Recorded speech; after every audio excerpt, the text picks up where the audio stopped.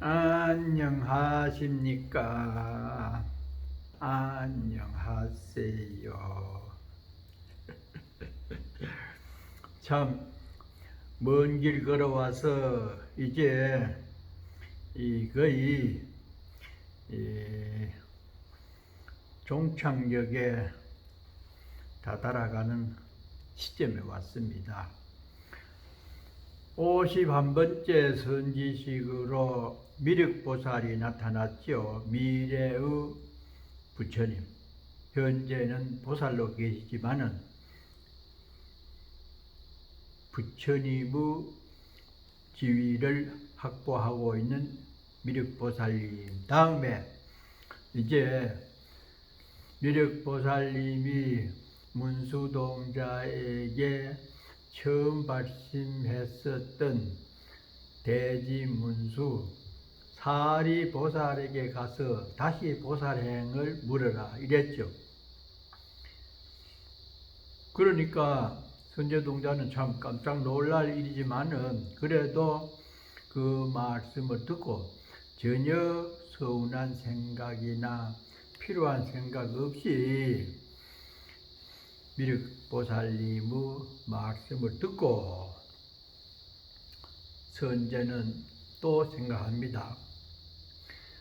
그때의 선제동자는 미륵보살 마하사의 가르침에 의지하여 점점 나아가 210여승을 지나서 십진의 10배에다가 근본하고 110성을 지나가니까 많이 갔지요. 보문국에 이르렀다. 그가 도착한 나라 이름이 보문국이라요. 문이 없어요. 전 세계가 하나이기 때문에 그거는 문을 장치를 할 수도 없죠. 전부 문이니까 보문입니다. 그 문에 들어가서 머물러 있으면서 문수사리를 생각하며 수순하여 관찰하고 문수보살님을 생각합니다. 두루 찾으면서 비옥기를 희망하였습니다. 그렇게 마음을 냅니다.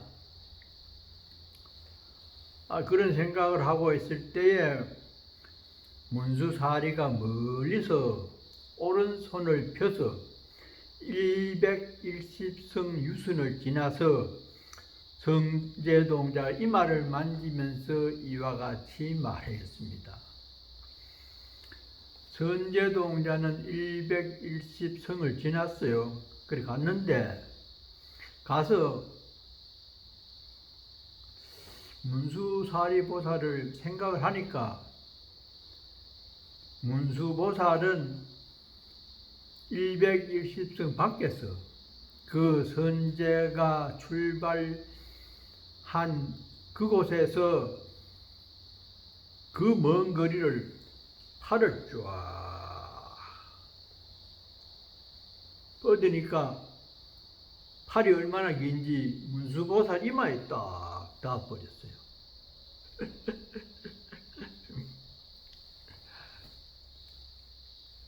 출발점이 종점이요. 발심을 낸 그때가 바로 정각을 이루는 때라고 하는 법성기에 나오듯이 둘이 아니라고 하는 것을 그렇게 강조를 여러 각도에서 조명을 합니다. 그러니까 문수보살과 선제동자가 또 만났습니다. 그래서 문수사리보살이 찬탄을 합니다. 저 그렇게 먼 길을 오래전에 떠나서 많은 선지식한테 법문을 듣고 다시 찾아오니까 참 얼마나 반갑고 갸륵하겠습니까? 훌륭하고도 훌륭합니다. 선제 자여 만약에 믿음의 뿌리를 여의었던들 마음이 용렬하고 근심하고 후회하여 공덕을 닦는 행을 갖추지 못하고 정근에서 대타하여 한 가지 선근에도 마음이 집착하고 조그만 공덕에도 곧 만족하였을 것이니 난 거룩한 두다 선제 동자 아유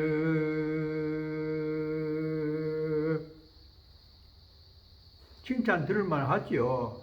참 생각해 보면은 믿음의 뿌리가 약했던들 마음이 용렬하고 용렬은 졸렬하다는 겁니다.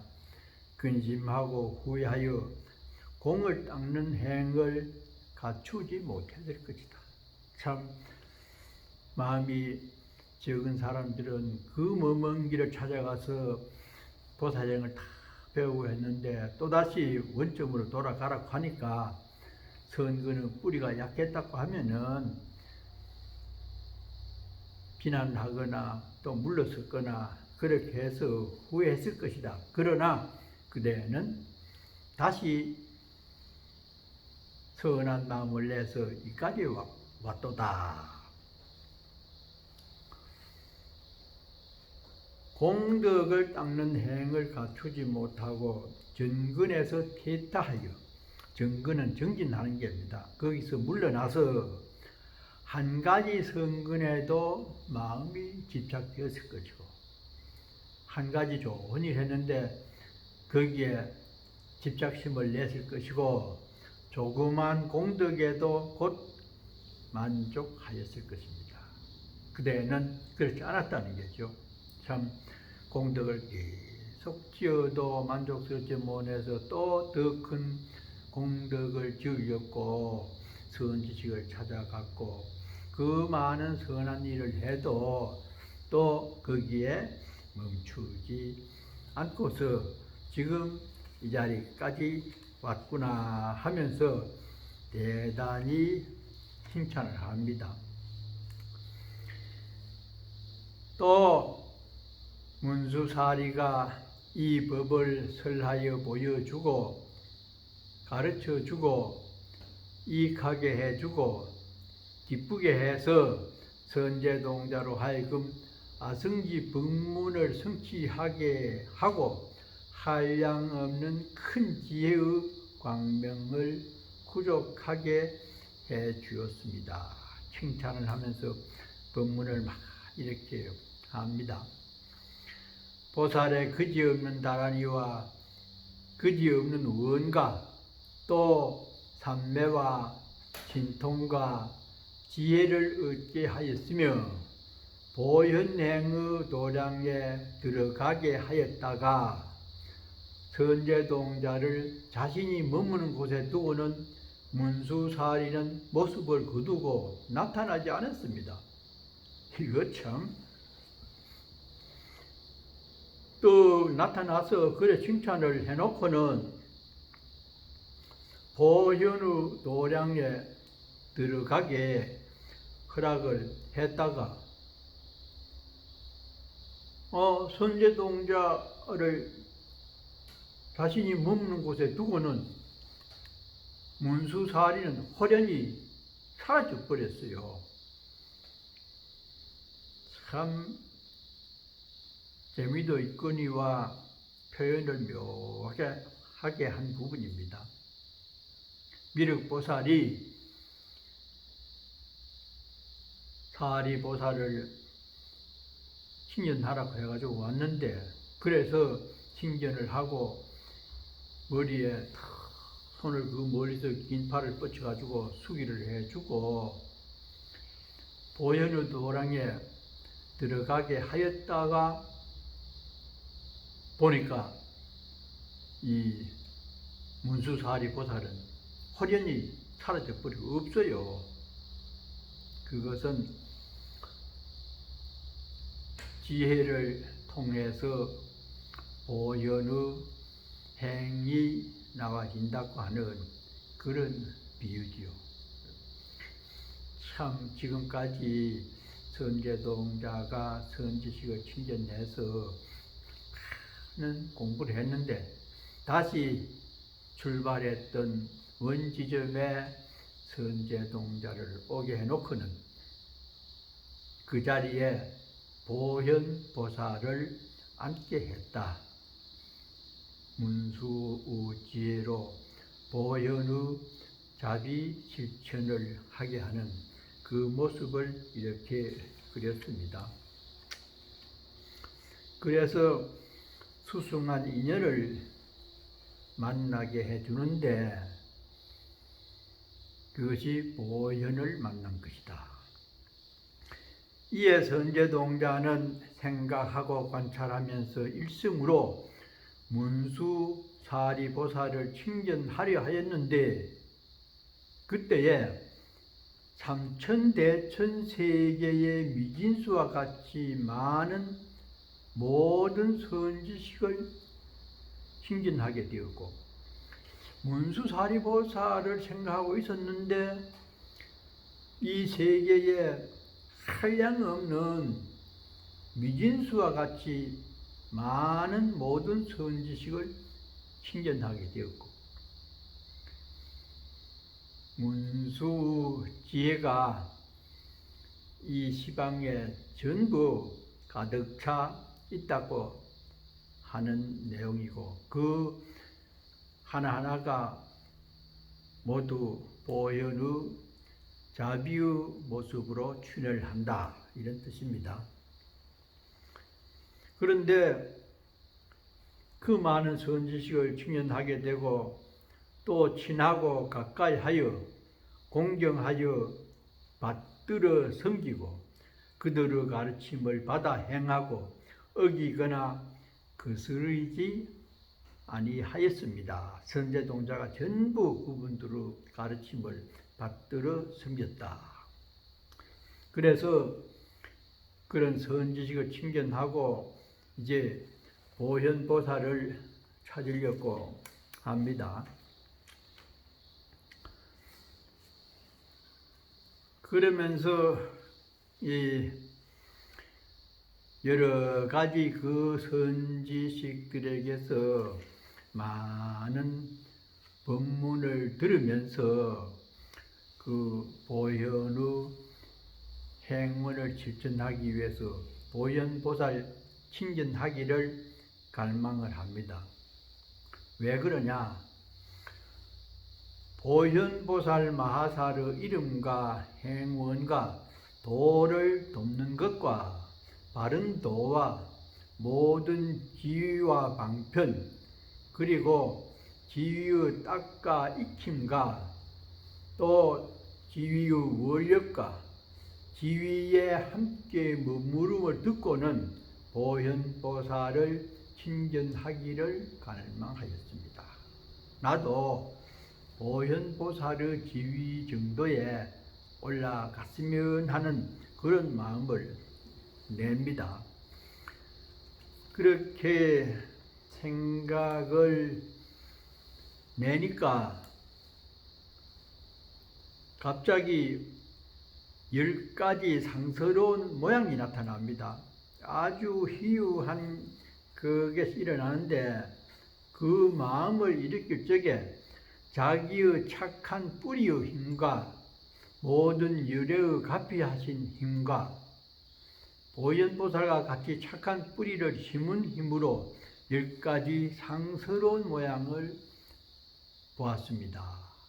이러는데 상스러운 모습이 나타나는 것은 착한 선근의 뿌리를 심고 또 부처님의 가피하신 힘과 보현보살과 같이 착한 뿌리를 심은 힘으로 그러한 10가지 상스러운 모습이 나타나게 되었는데, 그 상스러운 모습은 전부 광명으로 나타납니다. 빛으로, 지혜와 자비의 빛으로 나타나는데, 그 내용이 하나하나의 티끌 속에서 모든 세계의 티끌수 같은 부처님의 광명구름 내의 갖가지 빛깔이 법궤에 두루한 그러한 묘한 모습을 보게 되었다. 10가지가 전부 다가 내용이 하나의 티끌 속에 수천만억 부처님을 칭견하게 되었고, 또 그 많은 부처님이 각각 또 가없는 광명을 놓는 그것입니다. 그러니까 일미진중 함시방 법성계에 한 티끌 속에서 시방이 그 속에 들어있고, 일체진중 여겨시 일체의 티끌 속에서 또 무량한 광명이 나타나지고, 그래서 화엄경에서 주장하는 일즉다 다적일, 그런 서로 연결되어 있는 생명세계를 광명으로 표현을 해서 서로 빛을 주고받는 그런 상스러움을 얘기를 쭉 합니다. 그러니까 이 10가지 광명의 모양을 보고는 생각을 합니다. 선제동자가 나는 이제 반드시 보현보살을 칭견하고 착한 뿌리를 더할 것이며, 모든 부처님을 칭견하여 모든 보살의 광대한 경계에 대하여 결정한 지혜를 내어 일체 지혜를 얻고 싶습니다. 이렇게 할 때에 보현보살이 더 나타납니다. 그래서 보현이 나타나서 또 여러 가지 수승한 경계를 나타내는데, 보현은 그 몸의 털구멍마다 한량 없는 광명을 놓는 그런 모습을 계속해서 보여줍니다. 선제동자에게. 그러니까 털을 뽑은 작은 구멍에서 수십만억 부처님이 출현을 해서 법문을 하는 모습이죠. 그것 또한 작은 것과 큰 것이 진리적 세계에 들어가서 지혜의 눈으로 보면은 전혀 무게가 다르지 않다고 하는 그런 뜻을 많은 비유로 그렇게 보내면서, 그 모공에서 삼천대천 세계의 넓은 것을 보고 시방 일체 세계에 다 두루하게 광명이 비칩니다. 그러니까 선제동자가 참 이제 그 희망했던 보현보살의 처소에 와서 그런 여러 가지 상스러움을 보게 되니까, 그것은 결국 이 10가지 바라미를 실천한 공덕으로 그렇게 되었다고 하는 말씀이 이어집니다. 그러다가 이제 보현보살이 법을 보이기 시작합니다.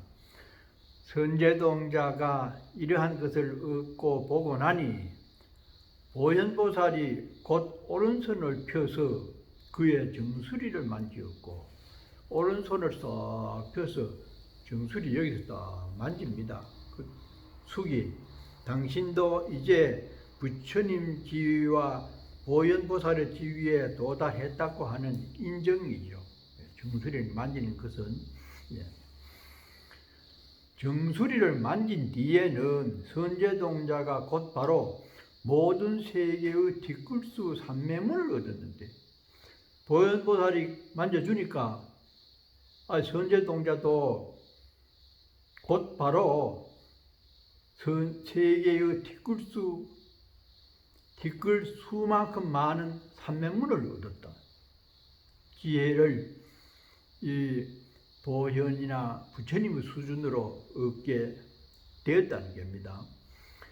그런데 그것도 산매 중에서 한 산매 중에서 수천 만억급 저는 산매가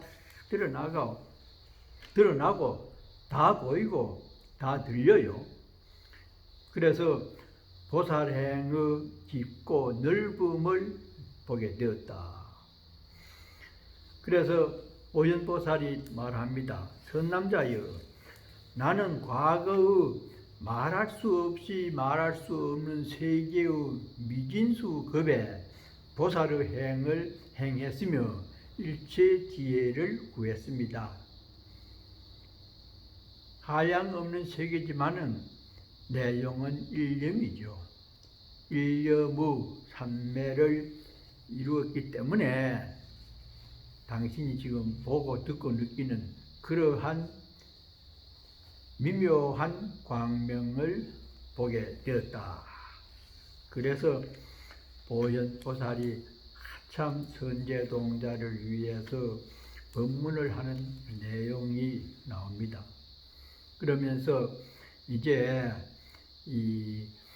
이런 것들이 전부 선근을 심고 부처님을 칭전하고 삼매를 얻었기 때문에 일어났다고 이렇게 하면서 그 끝을 맺으려고 하면서 이렇게 해안으로 보는 관의 작용은 끝이 없다. 그거는 하나가 되니까 끝이 있을 수 없지요. 절대적인 하나니까. 둘, 셋, 하나가 아니고 상대가 없어진 절대적인 하나됨의 세계이기 때문에 끝도 없고 시작도 없다. 그렇게 하면서 그렇게 하게 된 내용을 쭉 설명을 하면서 몸과 마음이 수승하게 된 것을 얘기를 합니다. 그래서 이제 선제동자도 부처님의 지위에 왔다. 등각, 묘각, 불이죠. 이 부처님의 지위에 온 것은 바로 보현보살의 행원을 실천할 수 있어야 등각이 되고, 등각을 획득을 해야 보살의 행을 행할 수가 있다. 그런 뜻으로 선제도 이제 부처님의 지위에 왔다고 보현이 얘기합니다. 이때를 당해서 선제동자는 차례로 보현보살의 모든 행원의 바다를 얻어서 보현보살과 평등하고 모든 부처님들과 평등하며 부처님의 머무심이 평등하고 대자대비가 평등하고 불가사의한 해탈과 자제함이 모두 다 평등함을 얻었습니다. 그러니까 선제가 그렇게 갈구하던 이제 깨달음의 세계에 와서 보현보살의 행원을 실천하게 되었다. 그러면서 이 보현이 열애의 수승한 공덕을 찬탄합니다. 그것이 곧 선제동자를 칭찬하는 게죠. 이렇게 공덕을 찬탄하는 내용이 26이 나옵니다.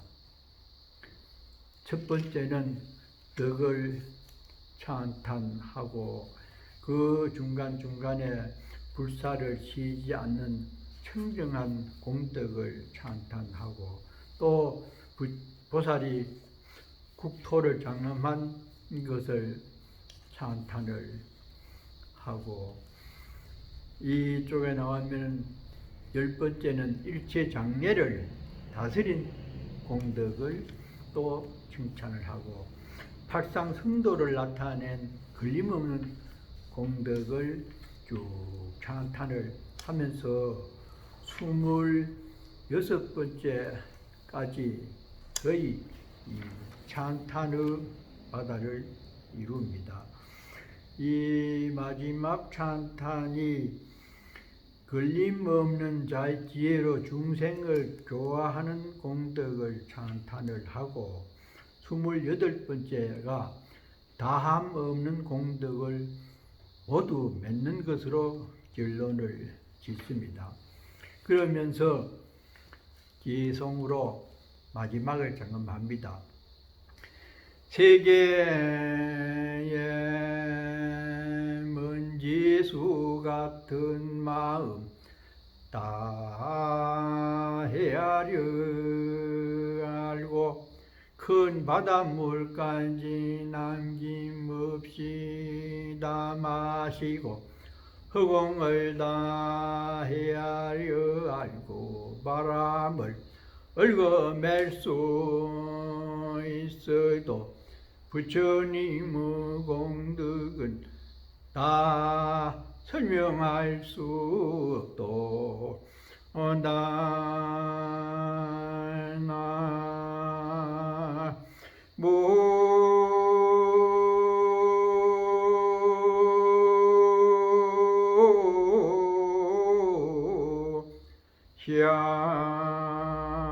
본사 서가모니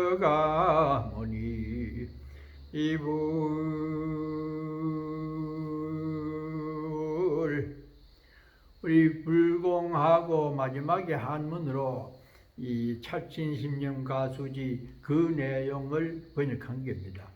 세계의 먼지수 같은 마음 다 헤아려 알고 세계 먼지가 얼마나 됩니까? 그 다 헤아려 알고 큰 바닷물까지 남김없이 다 마시는 신통력이 있고 허공을 다 헤아려 알고 바람을 얽어맬 수 있어도 태풍 같은 거 올 때 못 오도록 싹 해가지고 꼼짝 못 하도록 하면 얼마나 좋겠습니까? 그러한 큰 힘이 있다 해도 부처님의 공덕은 다 설명할 수 없도다. 그래서 최소로 28가지 공덕만 찬탄하고 이러이러한 능력이 있어도 부처님의 공덕은 이해할 수가 없다. 법성월융 무이상 제법부동 본래죠. 무명무상 절일체 증지소지비여경. 그렇게 둘이 아니고 참 이 움직임이 없는 그러한 진리의 세계를 직접 수행을 해서 증지소지, 증득한 사람이라야 이해할 수 있지.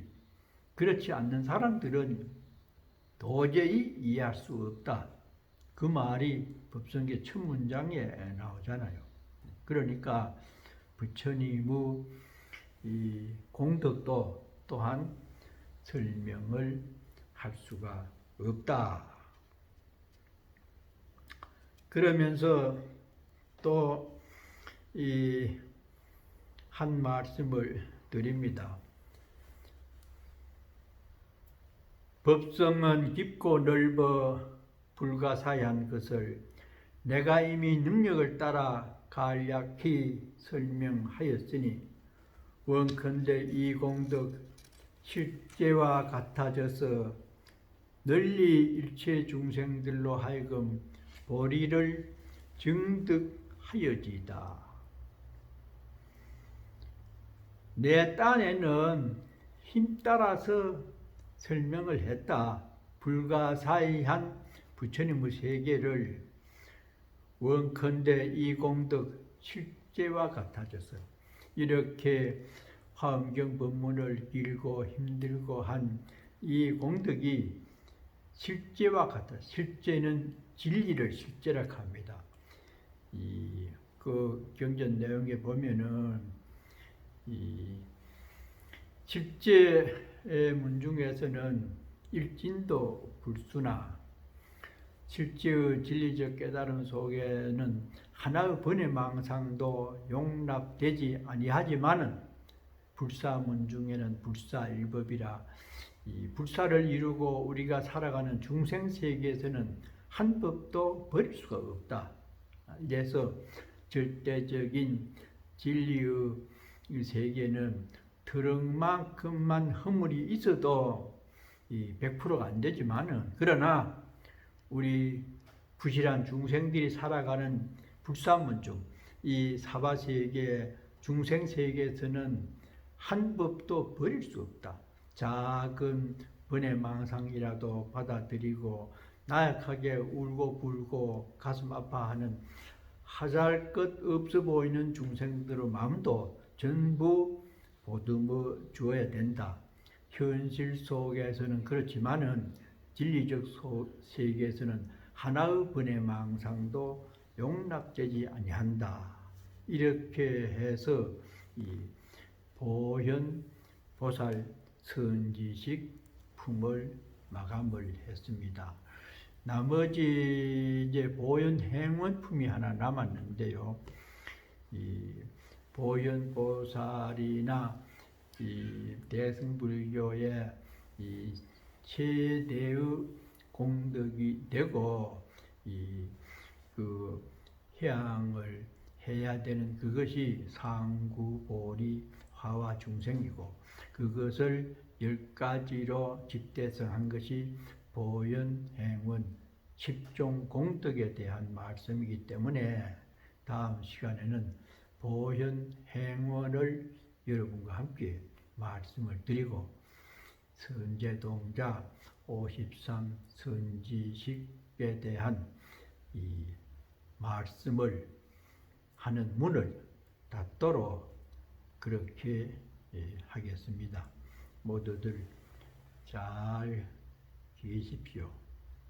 들어주셔서 매우 고맙습니다.